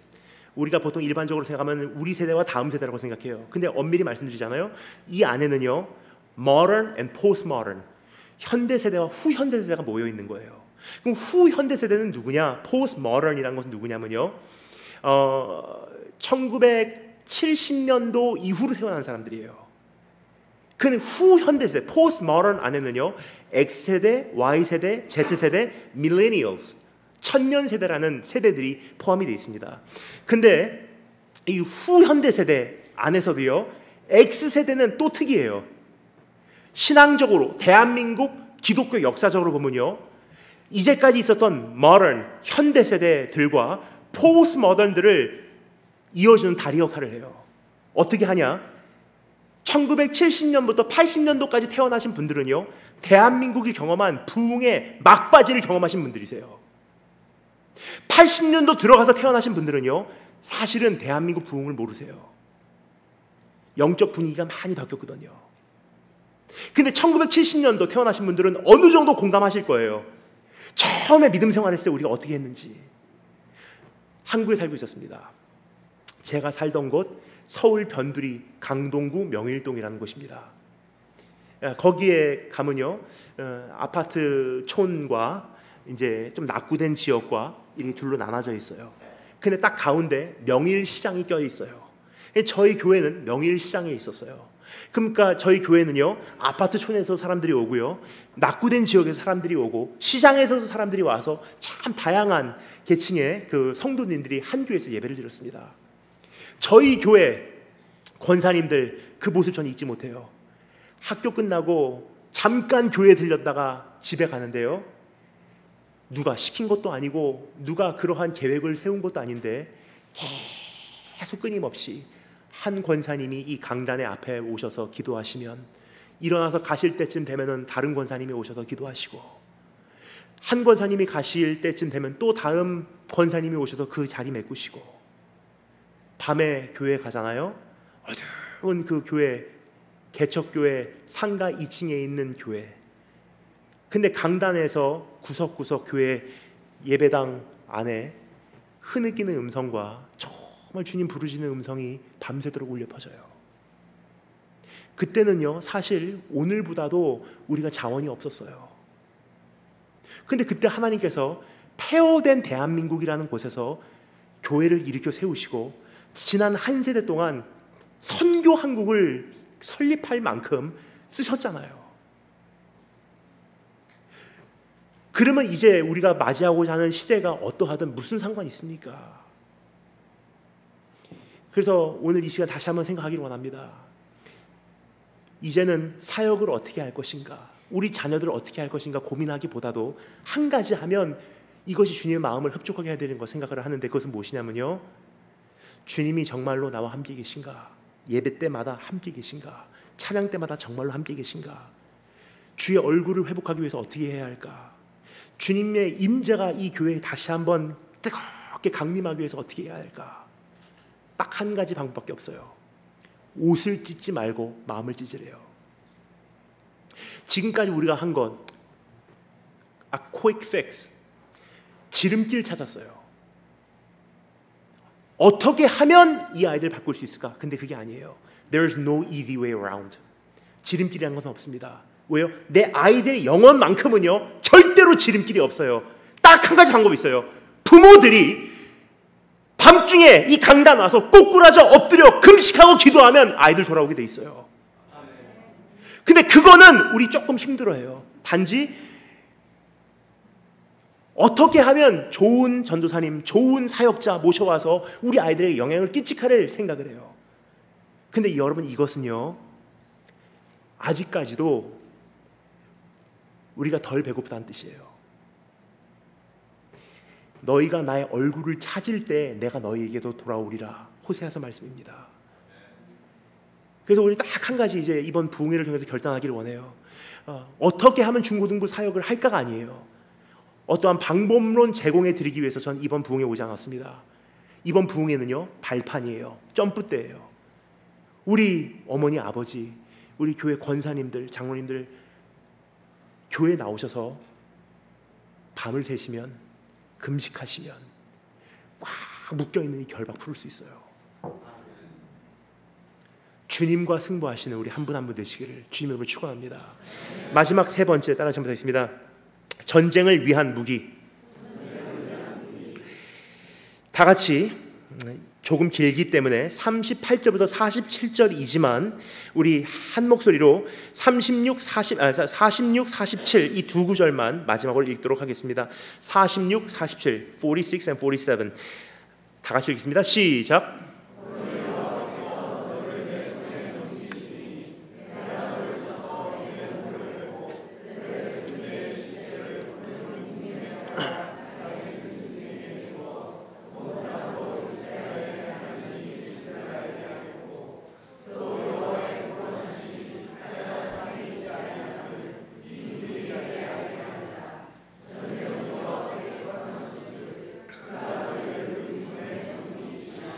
아멘. 전쟁을 위한 동기, 전쟁을 향한 시선. 세 번째 살펴보기로 원하는 것은 전쟁을 위한 무기입니다. 전쟁을 위한 무기는요 전쟁을 향한 시선에서 형성이 되는 거예요. 그렇죠? 전쟁을 어떻게 바라보냐에 따라서 거기에 필요한 무기를 준비하게 돼 있기 때문이에요. 여러분, 이제 해상 전투로 들어가는데 육군들이 참전할 준비에 나서지 않는다는 거예요. 전쟁을 어떻게 치러 나갈 것인가, 전쟁을 향한 시선에 따라서 전쟁에 필요한 무기가 가려내집니다. 그럼 내가 전쟁을 향한 시선, 주님이 함께 계신가, 그 질문을 했을 때 이 전쟁을 어떻게 싸워야 될 것인가, 무기가 정리가 돼요. 그 무기가 무엇인지 여기서 잠시 살펴보겠습니다. 이 말씀의 배경을 짧게 설명드릴게요. 골리앗이 나와서요 이스라엘 민족에게 전쟁을 도두는 자를 요구합니다. 전쟁을 도두는 자를요 영어로는 이렇게 번역이 되어 있습니다. There came a champion named Goliath. 골리앗이라고 하는 챔피언이 나왔대요. 사무엘상 17장 안에 있는 내용이에요. 우리말로는 챔피언 하면 뭐죠? 복싱 선수 우승. 그런데 원어로 영어를 번역했을 때 챔피언이라는 단어는요, 대신 싸우는 사람이에요. 그러니까 골리앗이라고 하는 블레셋을 대신해서 싸우는 한 용사가 나왔어요. 이스라엘 민족에게서도 또 한 사람 대신 싸우는 용사를 보내기로 요구를 한 거예요. 이건 놀랄만한 것이 아닙니다. 고대 시대의 전쟁에 아주 흔한 방법이었어요. 우리가 10몇만 명씩 서로 싸우고 죽이고 하지 말자.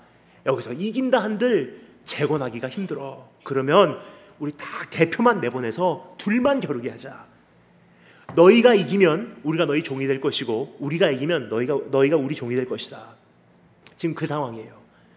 근데 사울이 정신이 오락가락했던 것 같아요. 이스라엘 모든 민족의 운명을요 13살짜리 소년에게 맡긴 거예요. 그러면 네가 가서 싸워라. 그리고 정신을 차리고 나니까 이거 큰일 난 거예요. 이거 큰일 났네. 어떻게 하지? 근데 반박을 못해요. He cannot cancel out whatever he said. 왜냐면요, 고대 시대의 왕은요, 말이 권세기 때문에 자기가 허락한 거는 반박을 못해요. 이제 이거 큰일 났네. 어떻게 하지? 일 저질렀네.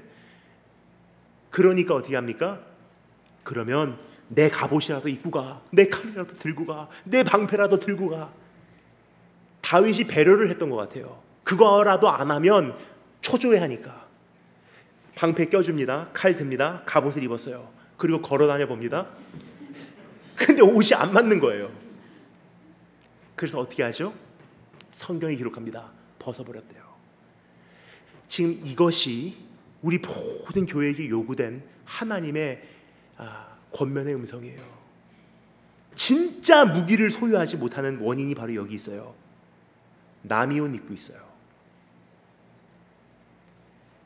어느 교회에서 저렇게 했대, 어떤 프로그램 잘 된대, 한국에서 이게 유행이래, 어느 사회에서는 이게 대세래, 어느 교회에서는 저렇게 했대, 벤치마킹, 오케이, 우리 교회로 갖고 와서 수선해서 입듯이 신학교에서 그것을 가르칩니다. 상황화하라고. 나에게 맞게 그것을 수선해서요, 우리도 그렇게 하면 그렇게 부응할 거야. 근데 이것이 교회 사역뿐만이 아니라 신앙 성도들도 굉장히 이것을 즐겨하고요, 거기에 익숙해요. 예를 들겠습니다. 어떤 사람이 성경적 학습법으로 열심히 공부했더니 그 사람이 그렇게 학업 성공했대. 오케이, 벤치마킹. 나도 그렇게 성경적 학습법을 가지고 좋은 대학 가리라. 어떤 사람이 성경적 재정관리법을 가지고 열심히 했더니 하나님께서 재정을 축복해 주시더라. 그럼 나도 이 성경적 재정관리법을 가지고 똑같이 하면 나도 그렇게 부자가 될 것이다. 뭐죠? 남의 옷 갖고 와서요, 수선해서 내 옷 만들어서 입는 거예요. 중고등부 사역 저렇게 했대, 저런 프로그램 했대, 저것이 유행이래. 그거 가지고 와서요, 우리 교회에 맞게 조금, 내 신앙에 맞게 조금 벤치마킹해서 수선해서 입으면 나도 이 전쟁을 싸울 수 있다고 착각을 하고 있는 것이 이 시대의 문제예요. 여러분, 이제는 남의 옷 벗을 때가 됐습니다. 호주의 힐송 교회에서 이렇게 찬양한대더라. 캘리포니아의 무슨 세들백 교회에서 이렇게 한대더라. 시카고의 윌로크리 교회에서 이렇게 한대더라. 서울의 온누리 교회, 사랑의 교회에서 이렇게 했대더라. 말씀드리겠습니다. 프레스노는 관계없어요. 이제 그거 다 벗어 던지세요. 왜요? 그거 믿고 있는 한 전쟁을 싸울 수 없을 뿐더러 그거 가지고 싸울 수 있다고 생각하니까 진짜 무기를 소유할 수 있는 기회가 없는 거예요. 진짜 무기가 그럼 무엇일까요? 이거 다 벗어 던지고요, 다윗이 진짜 무기를 소유하러 시냇가로 나가요. 성경이 말합니다. 시냇가로 나갔대요. 시냇가 하면요, 이 말씀을 읽다가 벌써 놀래야 될 대목이에요. 그 이유가 무엇입니까? 다윗이 가장 많이 시간을 보낸 곳이 시냇가예요. 목자죠. 목자들의 여정의 99%는 시냇가 여정이에요. 그러면 우리도 그렇지 않습니까? 아주 익숙한 소리, 아주 익숙한 그 기온, 아주 익숙한 그 냄새, 아주 익숙한 환경에 가면요 막 추억이 살아나요. 다윗이 무기를 구하러 그 옷 다 벗어 던지고 시내가로 나갑니다. 거기서 얻은 무기는 무엇일까요? 물맷돌 5개? 아니에요. 나중에 말하죠. 너는 칼과 창과 단창으로 나에게 나오거니와 나는 너에게 물맷돌 5개로 나가노라. 만군의 여호와의 이름으로 나간대요. 무슨 뜻이냐면요, Your weapon is a javelin and sword. 네 무기는 칼과 창과 단창이지만 내 무기는 하나님의 이름이야. 그럼 하나님의 이름을 얻기 위해서 어디로 갑니까? 시냇가로 나가요. 왜요? 가장 익숙한 곳, 가장 많은 시간을 보낸 곳이기에 거기 들어가는 순간 그 물소리를 듣고 공기를 마시고 초목을 바라보는 순간 막 추억이 살아나는 거예요. 시냇가에서 정말 많은 시간을 보내며 주님과의 추억을 쌓았던 그곳에서 나의 고백이 다시 한번 확인이 됩니다. 여호와는 나의 목자시니 내가 부족함이 없으리로다. 그가 푸른 초장에 나를 누이시며 쉴 만한 물가로 인도하신도다. 이 물맷돌 하나, 오케이. 자기 이름을 위하여 나를 의의 길로 인도하신도다. 내가 사망의 음침한 골짜기로 다닐지라도 해를 두려워하지 않을 것은 주께서 나와 함께 하심이라. 오케이, 물맷돌 하나.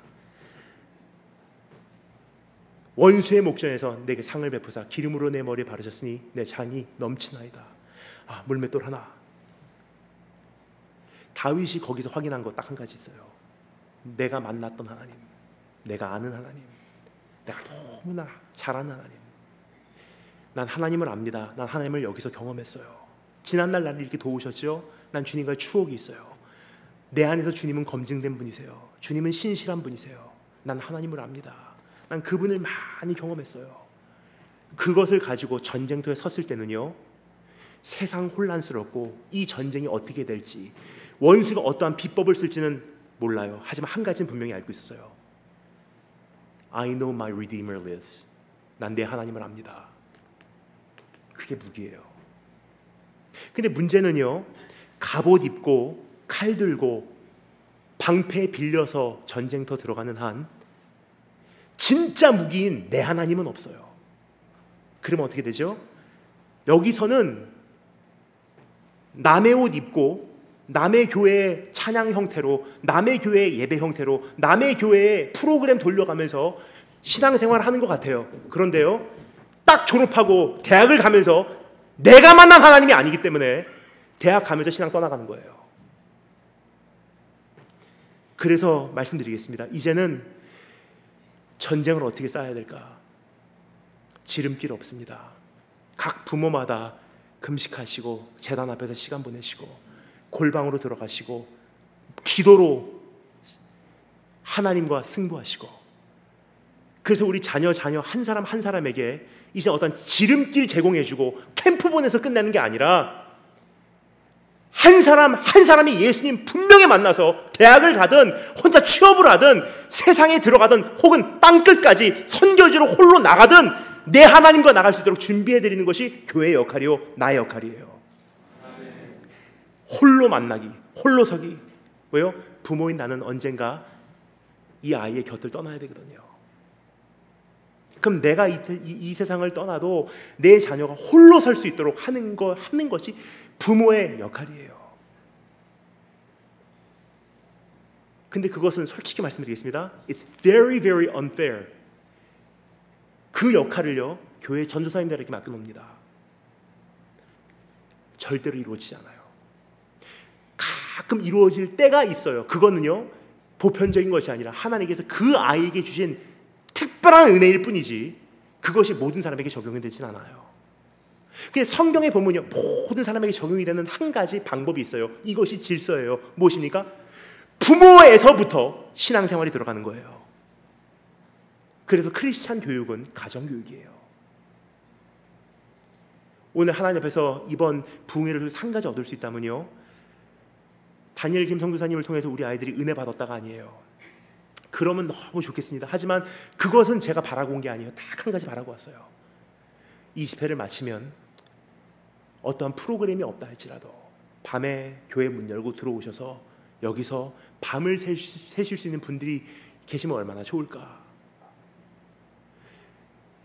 수시로 내 자녀 위해서 금식한다고 기도원 들어가시는 분들이 생기면 얼마나 좋을까. 집에서 골방에서 엄마 기도할게 너 잘 자 하고 0시 땡 하면 새벽 5시까지 5시간 자녀를 위해서 주님과 함께 골방에서 씨름하실 수 있는 부모님이 계시면 얼마나 좋을까. 사역은 어디나 다 어려워요. 그러나 what makes a difference? 변화를 가지고 오는 것은요, 부모의 신앙이에요. 여기까지 말씀드리면 어떤 분들은 오늘 이렇게 생각하십니다. 괜히 왔구나.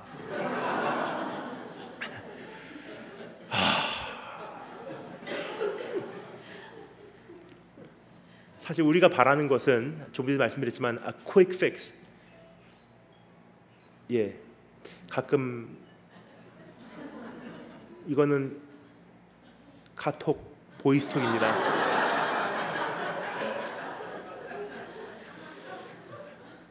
그런데 최근에 이런 생각을 합니다. 카톡도 소리를 좀 바꿔야 될 때가 된 것 같아요. 저런 소리가 나지 않고 오히려 어떤 분이 어플 같은 거 개발하시면서 소리까지 개발하셔서 차라리 카톡 울리는 게 아니라 아멘! 아멘! 하면은 설교하시는 사람도 아, 저분이 은혜 받고 계시구나 이렇게 생각을 하잖아요. 왜 그런 생각은 못 하실까 하는 생각을 합니다. 근데 여러분, 그만큼 이 말씀이 부담이 되는 것이 저의 목적이에요. 왜냐면요, 성경에 보면 진짜로 예수님을 하나님의 아들로 만난 사람들은요, 반응이 딱 셋 중에 하나였었어요. 첫 번째, 돌을 들고 칠라 그랬어요. 불편하니까. 두 번째, 근심하고 낙심하고 돌아갔어요. 그 부자 청년과 같이.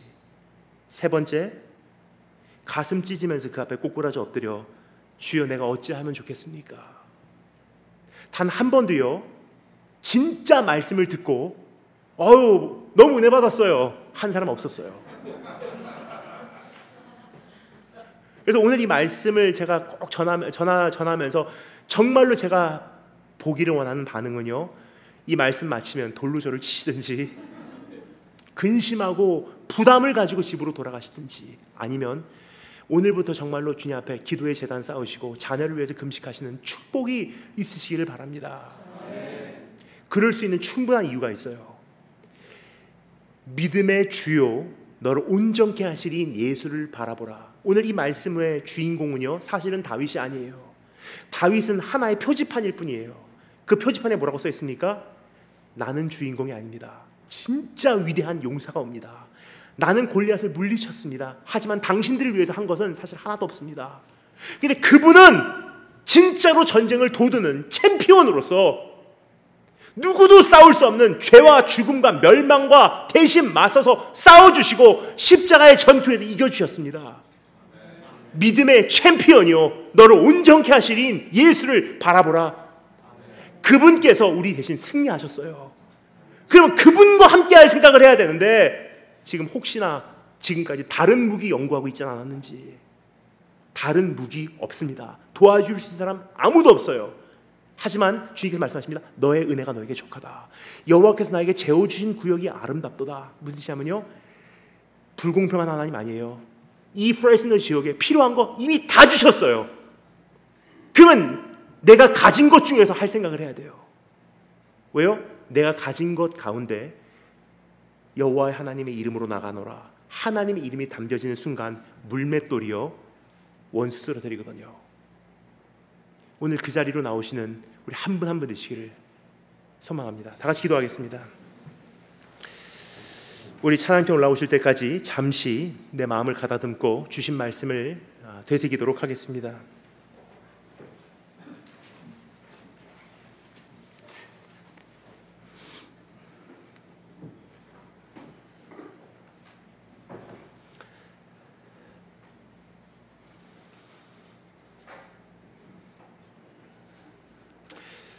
오늘 몇 가지 기도 제목만 가지고 주님 앞에 기도드리도록 하겠습니다. 첫 번째 기도할 때 이렇게 기도했으면 좋겠습니다.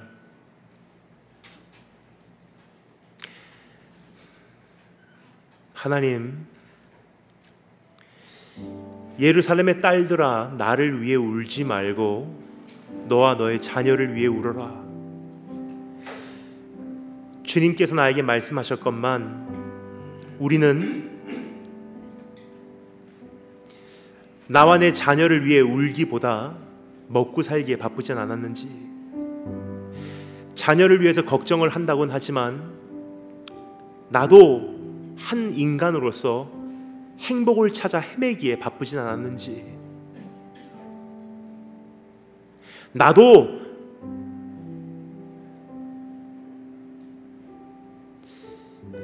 여러 가지를 즐기며 바쁘진 않았는지, 그럼에도 불구하고 하나님, 지금까지 내가 지름길을 찾아오진 않았는지,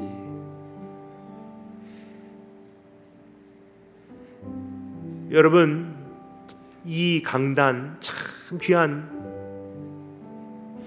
미국에서도 모두가 갖고 싶어도 가질 수 없는 귀한 처소를 주셨건만 한밤중에 이 처소를 찾아와 기도하는 무릎이 몇 명이 되셨습니까?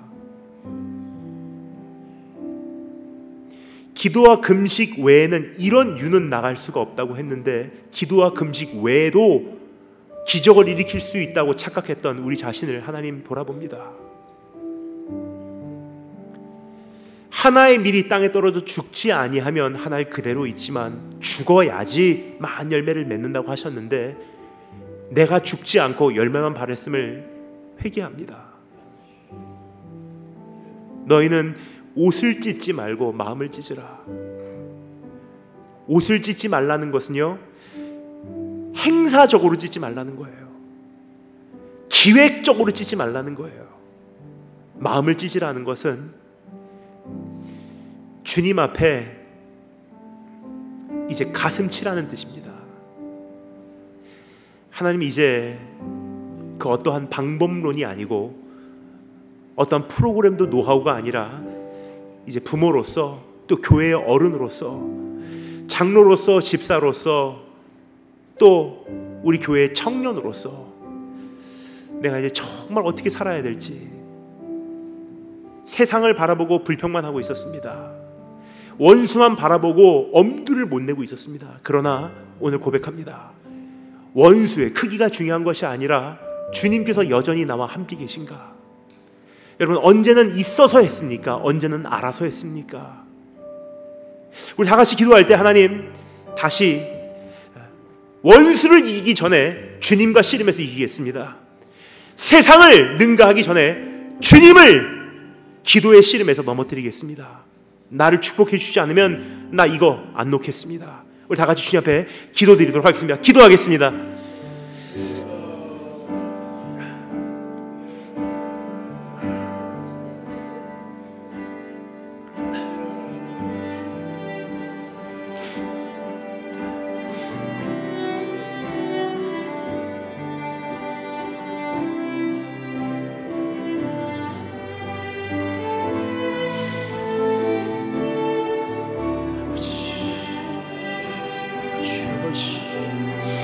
주여,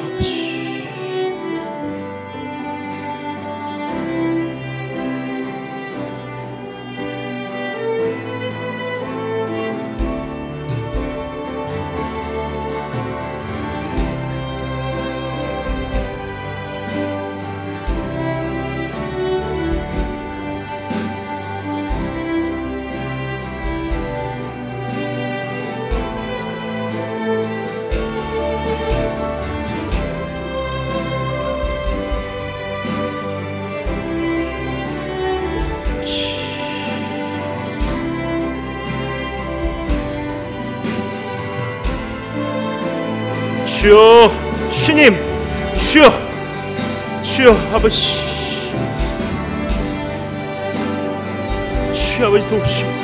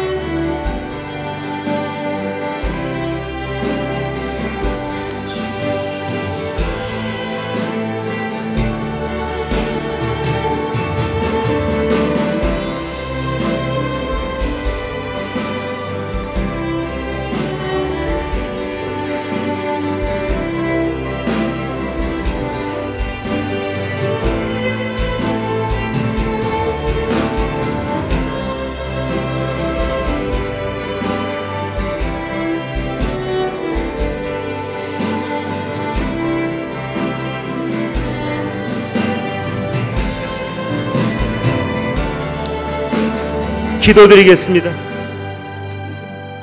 우리가 이어서 기도할 때 또 한 가지 놓고 기도하기를 원합니다.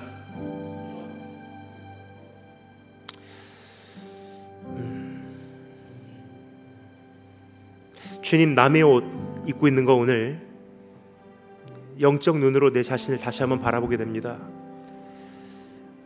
성공한 케이스,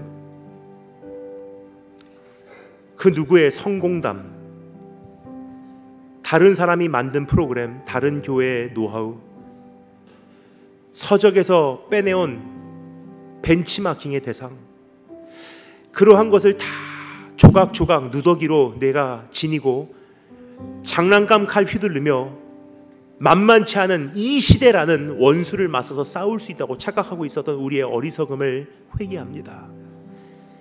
하지만 하나님, 이제 내가 처음 주님 만났던 곳으로 돌아갑니다. 주님과 많은 추억을 쌓았던 그곳으로 돌아갑니다.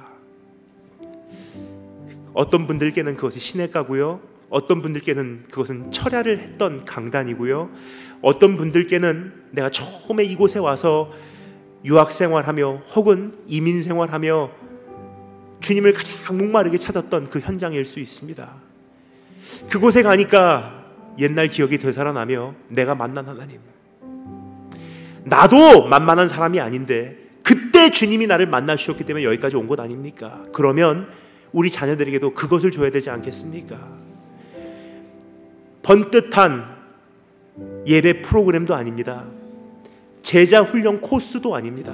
다 중요는 하지만 그것으로 우리 아이들이 내 품을 떠나 이 교회를 떠나 대학을 가고 시집을 가고 사회로 들어가면 믿음을 지켜준다고 누구도 보장 못합니다. 하지만 유일하게 이 아이들이 끝까지 믿음을 지킬 수 있는 방법은 내가 내 하나님 만났듯이 이들도 내 하나님 만나는 것입니다. 하나님, 부모로서, 교회의 어른으로서, 교회로서 이 아이들에게 내 하나님 만날 수 있는 기회를 계속 제공하게 하여 주시사 기도하는 게 뭔지 보여주게 하시고 헌금을 드리는 게 뭔지 몸소 보여주게 하시고 엄마가 데리고 나와서 이 자리에서 기도시키게 하시고 주일날 새벽 예배 데리고 나오게 하시고 이제는 신앙이 뭔지를 부모인 나와 함께 씨름하며 가르치고 배워갈 수 있는 그러한 결단을 우리 안에 다시 한번 허락하여 주시사 미국에 전혀 없는 케이스가 이 프레스너 이 교회에서 탄생되게 하여 주기를 소망합니다. 우리 주여 한 번 크게 외치고 주여 크게 한 번 외치고 주 앞에 결단하며 기도드리도록 하겠습니다. 다 같이 기도하겠습니다. 주여!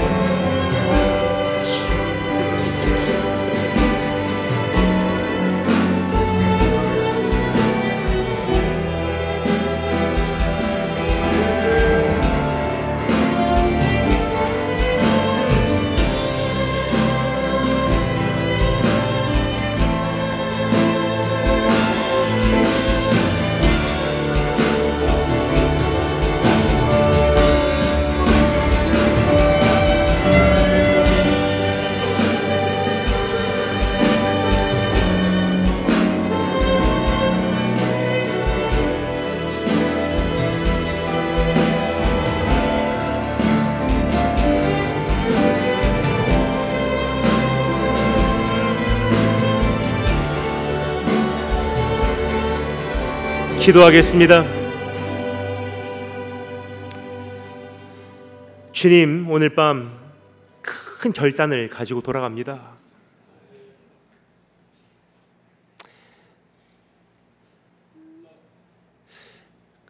옷을 찢지 말고 마음을 찢으라고 하셨건만 사실 옷을 찢어본 적이 없어 어떻게 찢어야 되는지 모르는 것이 우리의 삶의 현실임을 고백을 드립니다.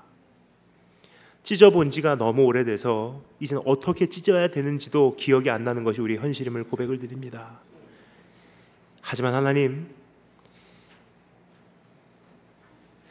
미국 전국에서 수많은 학자들이 청소년 청년들 2세들을 어떻게 살릴 것인가 연구하고 공부하고 논문 쓴 것으로 해결되지 않은 이 문제, 이제는 부모들이 내가 무릎 꿇고 앉아야 되는 그 자리로 돌아가므로 하나님의 지혜가 세상 지혜를 부끄럽게 하는 것을 우리에게 보여주기를 소망합니다. 유식한 방법 연구하지 말게 하시고 옛길로 돌아가게 하시사 그것이 살 길임을 알게 하시고 어떠한 해결책, 노하우, 방법론, 테크닉, 프로그램 그러한 지름길이 아니라 이제 실제적으로 내가 주님과 씨름하고 내 자녀 책임져 주지 않으면 나 이 강단 떠나지 않겠습니다라는 고백이 내 안에 이루어지게 하시사 하나님께서 하늘문 여시고 이 교회에게 자녀의 축복들을 쏟아 부어주시기를 소망합니다. 살아계신 주 예수 그리스도의 이름으로 기도합니다.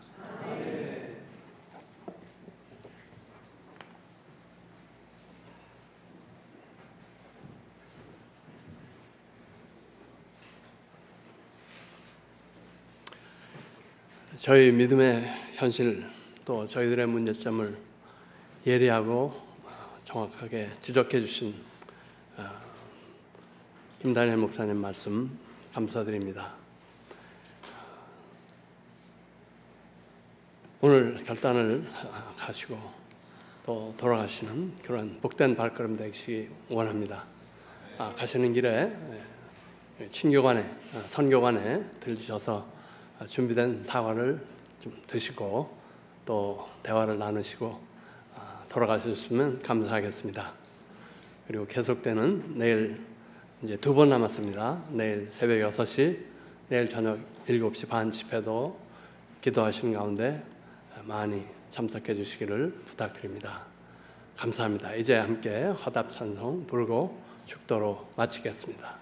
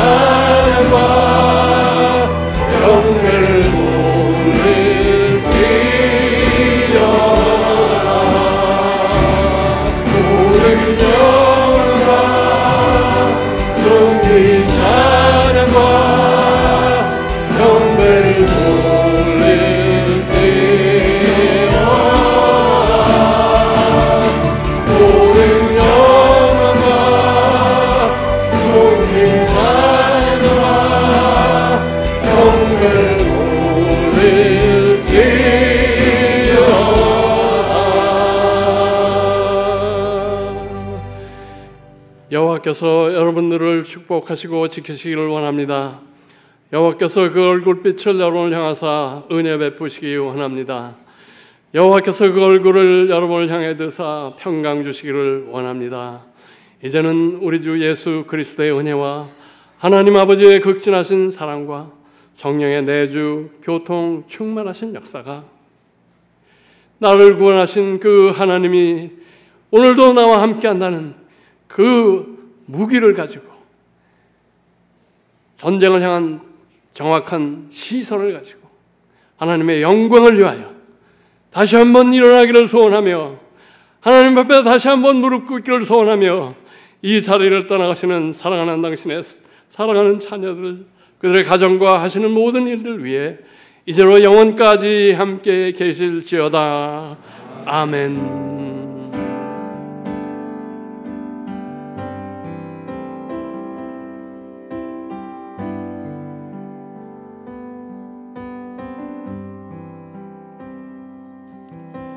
세상의 유혹 시험이 내게 몰려올 때에 나의 힘으론 그것들 모두 이길 수 없네. 거대한 폭풍 가운데 위축된 나의 영혼 어찌할 바를 몰라 헤매이고 있을 때